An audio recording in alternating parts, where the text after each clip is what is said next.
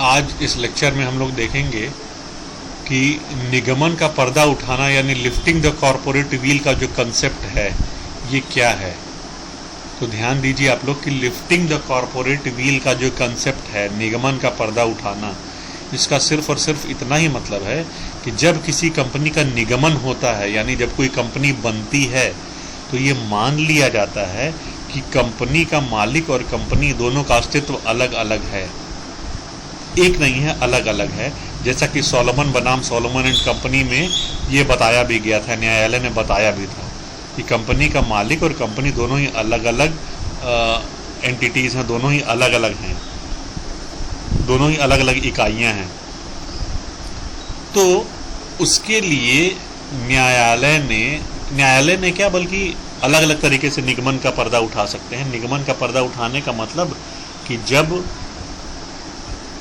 ये विश्वास हो जाए कि जो कंपनी बनाई गई है ये इसलिए बनाई गई है कि जिससे किसी न किसी तरीके का धोखा किया जा सकता है, किसी तरीके का अविश्वास किया जा सकता है। अगर ऐसा है तो कंपनी के निगमन का पर्दा उठाया जा सकता है। उसमें 3 दशाएं हैं। कंपनी के निगमन का पर्दा तब उठता है जब न्यायाधीश निर्णय देते हैं। कंपनी के निगमन का पर्दा उठता है कंपनी अधिनियम के आधार पर। कंपनी अधिनियम में सीधे सीधे प्रावधान दिए हुए हैं, उनके आधार पर निगमन का पर्दा उठ सकता है। और कंपनी अधिनियम में जो प्रावधान दिए हुए वो यही दिए हुए हैं कि जिस दिन ये जो अंशधारक हैं उनको ये लग गया, अंशधारकों को ये लग गया कि कंपनी जो है वो सिर्फ और सिर्फ कुछ लोगों के फ़ायदे के लिए बनाई गई है, उससे अंशधारकों का कोई फ़ायदा नहीं है, तो वो न्यायालय से गुहार लगा सकते हैं और न्यायालय इस दशा में निगमन का पर्दा उठा सकती है। उसी तरीके से आयकर अधिनियम के आधार पर भी, आयकर अधिनियम अगर ये कहता है कि अगर कोई टैक्स देने वाला सिर्फ और सिर्फ टैक्स बचाने के उद्देश्य से कोई कंपनी बना रहा है, तो ऐसे में भी निगमन का पर्दा उठ सकता है। तो आइए हम लोग एक एक करके देखते हैं निगमन का पर्दा उठना जो है ये क्या है। सबसे पहला जो है वो है कपट या अनुचित व्यवहार की दशा में। मतलब कि अगर आप कोई फ्रॉड करना चाहते हैं और फ्रॉड करने के लिए आपने कंपनी बनाई है, तो ऐसी दशा में न्यायालय ये आदेश देती है कि भाई निगमन का पर्दा उठाइए, यानी कि इसका कोई मतलब नहीं है, सारी की सारी चीज़ बेकार है। जब न्यायालय को ये लग गया कि कंपनी और कंपनी का मालिक दोनों एक ही हैं, कुछ अलग अलग नहीं हैं, फिर सब बेकार है, सब चीज़ को कैंसिल कर देता है न्यायालय। जैसे कि ये केस था गिलफोर्ड मोटर कंपनी बनाम हॉर्न। ये केस ये था, इसमें हॉर्न को एमडी बनाया तो गया था, गिलफोर्ड मोटर कंपनी में इसको एमडी नियुक्त किया गया था, यानी प्रबंध संचालक। और नियुक्त करने के साथ ही ये शर्त भी बोली गई थी कि चाहें अभी और चाहें आपके नौकरी के बाद, दोनों ही दशा में आप कभी भी कोई भी ऐसा बिजनेस, ऐसा व्यापार नहीं करेंगे जिससे कि ग्राहक आकर्षित हों। जो गिलफोर्ड मोटर कंपनी के ग्राहक हैं वो कभी भी आकर्षित हों। हॉर्न ने क्या किया कि पहले वहाँ कंपनी में काम किया गिलफोर्ड मोटर कंपनी में, उसके बाद उसने अपनी कंपनी खोल दी। और जब अपनी कंपनी खोल दी तो ग्राहकों को लगा आकर्षित करने। जब ग्राहकों को आकर्षित करने लगा तो गिलफोर्ड मोटर कंपनी ने क्या किया, हॉर्न पर एक दावा कर दिया। दावा करने पर पता ये चला, जब न्यायाधीशों ने निर्णय दिया तो उन्होंने बोला कि हॉर्न ने तो ये समझौता किया था, तो अब वो वापस कैसे हो सकता है, जब वो ऑलरेडी समझौता कर चुका है कि वो कोई ऐसी कंपनी नहीं खोलेगा, वो कोई ऐसा काम नहीं करेगा जिससे गिलफोर्ड मोटर कंपनी के ग्राहक आकर्षित हों, तो इसका मतलब ये सब गलत है। और ऐसी दशा में बताया गया कि ये जो कंपनी बनी हुई है इसका कोई अस्तित्व नहीं है। जैसा हॉर्न वैसे हॉर्न की कंपनी, दोनों अलग अलग नहीं है। एक तो ये उद्देश्य, एक तो ये केस था।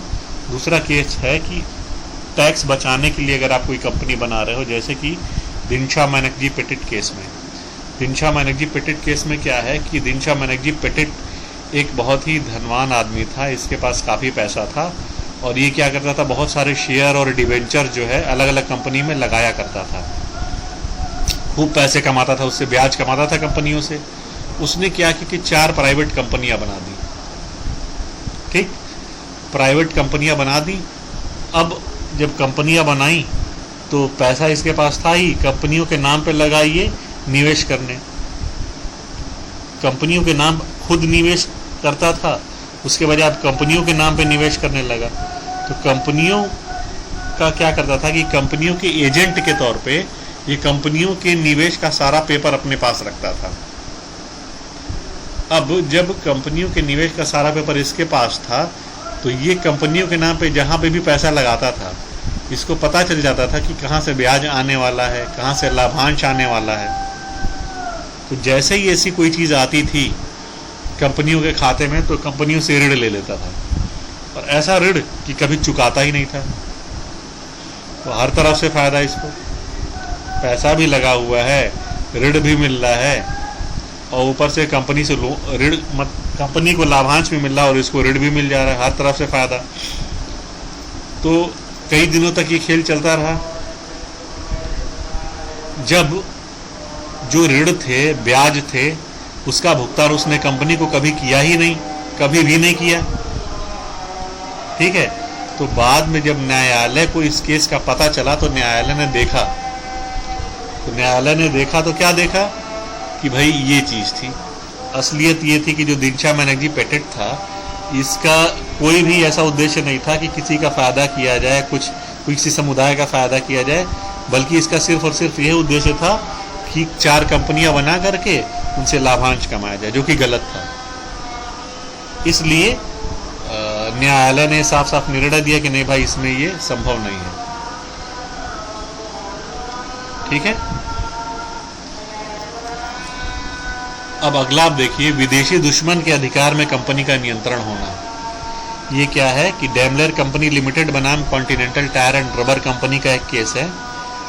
डेमलर कंपनी लिमिटेड एक कंट्री में थी, continental tyre and rubber company दूसरी कंट्री में थी, सॉरी। ठीक है। अब उसमें क्या है कि एक जर्मन कंपनी जो टायर अपने यहाँ बनाती थी, उसने क्या किया था कि इंग्लैंड में भी एक कंपनी बना दी थी। ठीक। डेमलर कंपनी लिमिटेड थी, उसने continental tyre and rubber company के नाम से इंग्लैंड में भी एक कंपनी बना दिया था। और क्या किया था, continental tyre and rubber company के सारे अंश, सारे शेयर्स कहाँ थे, डेमलर कंपनी लिमिटेड के पास थे। तो इस प्रकार से जो इंग्लैंड वाली कंपनी थी, continental tyre and rubber company, उसका वास्तविक नियंत्रण जर्मन वाली कंपनी डेमलर कंपनी लिमिटेड के ही हाथ में था। अब जब प्रथम विश्व युद्ध के दौरान अंग्रेजी कंपनी जो थी, उसने अपना कुछ व्यापारिक ऋण वसूल, यानी किसी भी तरीके से पैसा वसूल करने के लिए कार्यवाही की, तो प्रश्न उठा कि भाई क्या ये सही है और क्या ये दुश्मन कंपनी तो नहीं है।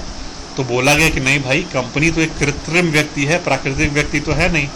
तो कृत्रिम व्यक्ति में कोई दिमाग या आत्मा तो होती नहीं कि वो दुश्मन हो, इसलिए वो दुश्मन तो हो नहीं सकती। लेकिन हाँ, एक चीज़ है कि जिन लोगों का इस पर नियंत्रण है, वो लोग तो दुश्मन देश के निवासी हैं और वही दुश्मन देश में काम कर रहे हैं, दुश्मन देश के नियंत्रण में काम कर रहे हैं। इसलिए कंपनी को जो है व्यक्तियों से अलग ना समझकर एक एनिमी कंपनी यानी दुश्मन कंपनी घोषित कर दी गई, एलियन एनिमी। ठीक है ना, कंपनी को एक एलियन एनिमी घोषित कर दिया गया। एलियन मतलब दूसरी जगह का, क्लियर है। एलियन एनिमी घोषित कर दिया कि नहीं भाई चलो, अब तुम एलियन एनिमी हो, तुमसे कोई व्यापार नहीं हो सकता है। उसी तरीके से अगर कोई कंपनी अपने सदस्यों के लिए एक एजेंट की तरीके से काम कर रही है तो भी गलत है। ठीक है, कंपनी सदस्यों के लिए एजेंट के तरीके से काम कर रही है, मतलब सदस्य जो चाह रहे हैं वही कंपनी काम कर रही है, तो ये पूरी की पूरी तरीके से गलत चीज़ है, ऐसा होना नहीं चाहिए। ऐसी दशा में भी न्यायालय को पूरा अधिकार होगा कि कॉरपोरेट बिल उठा दे। तो कॉरपोरेट बिल उठाने के 4 केसेस हैं, जो ये चारों केसेस आपको फिर से देखने पड़ेंगे, और इन नोट्स को जो PDF फाइल में मैंने भेजा हुआ है, इनको भी आप एक बार देख लीजिए।